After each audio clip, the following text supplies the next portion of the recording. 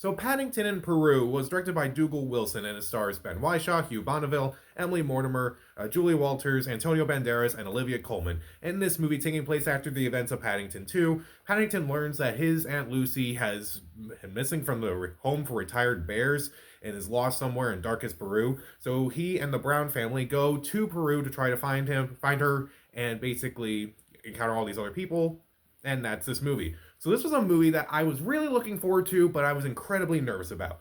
Now, the first two Paddington movies are incredibly charming. Paddington 2 is something that's just special. It's really special.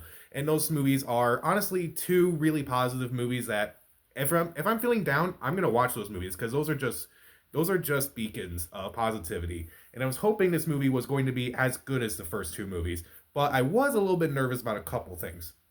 The first being is that Paul King, who directed the first two movies, is not directing this movie. He went on to direct Wonka, and instead Dougal Wilson is directing this movie, which I have nothing against the director. I have not seen any of his work beforehand. And I was very nervous because it's like you're changing directors and you're also changing cast as well. Like Sally Hawkins was Mrs. Brown in the first two movies, and Emily Mortimer is playing her in this movie. I kind of felt it was odd. It's like, what is this movie? What is this Paddington movie? It doesn't feel like it's a Paddington movie. And so I still wanted to give it a chance because most of the other cast is at least returning. And I am still glad I saw this movie. I don't think it's as good as the first two Paddington movies, and especially it's kind of a little bit of a step down from Paddington 2. But this movie is still funny and charming enough that if you enjoyed the first two movies, you'll likely enjoy this movie. Let's start off with the actors in this movie. Ben Whishaw is still incredibly good as Paddington. I did believe his character. I do like his antics. I do think he's still very well cast as the character. Hugh Bonneville is also really good in this movie. He is better in this movie than he was in the first movie. I thought he was really funny. I did think his arc was really funny as well. I thought that was very interesting how they kind of used that throughout the entire movie. Olivia Colman as one of the new characters. She's always a delight, and she's really good here as well. Antonio Banderas also really good as another new character that's brought into this franchise. I thought he was pretty good as well. Everyone else is fine, but they still are kind of like just doing the same thing that their characters did previously. Again, except for Emily Mortimer, who is just fine as Mrs. Brown, unfortunately. And again, this movie is very funny. There are times in this movie where it just catches me off guard by how funny it is. It is just, it made me laugh a lot and it left a smile on my face. This movie is just incredibly charming. Throughout the entire movie, I just had a big smile on my face from beginning to end. This is, again, even though I don't like this movie as much as I like the first two Paddington movies, this movie is still one of those movies that's just going to be really charming to watch, and I'm just really glad that I still saw this movie. Also, I also do like seeing, Aunt Lucy a lot more. It was kind of disappointing at the end of Paddington 2 when Aunt Lucy just appears at the front door, and then Paddington hugs her. Is like, oh, that's sweet. Oh, you don't really show what's next? Oh, okay. You do see a little bit more of Aunt Lucy in this movie than you do in the previous movie. I thought that was very well done. Also, but let's talk about things I don't like about this movie. Again, it's not as good as the other two. I feel like there's some things about the first two movies that were more charming or maybe a little bit more funny or a little bit more lighthearted. I don't know exactly what was off about this movie at times, but I still felt like it definitely wasn't as fun or as funny as the first two. But again, I still had a good enough time. I think it's mainly because Paul King is not directing this movie and maybe he was the secret ingredient to the entire movie. Whereas like it was him who brought the charm, who brought the humor and such, and I felt like it just was kind of missing at times.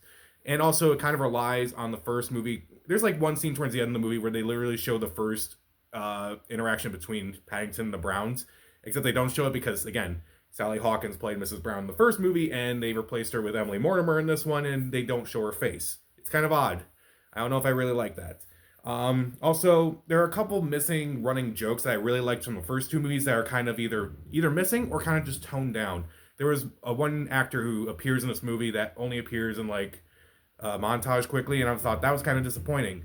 I wish they kind of did a little bit more with that character briefly, even if it's just one scene instead of just like 1 second. I would have appreciated a little bit more. And also, there are a couple elements of some characters in this movie who have elements of characters from previous movies in this franchise, particularly Paddington 2.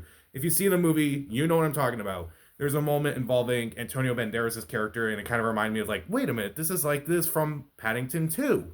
Why are you doing this again in Paddington 2? I get it, Paddington 2 is great, but try to be your own thing, movie.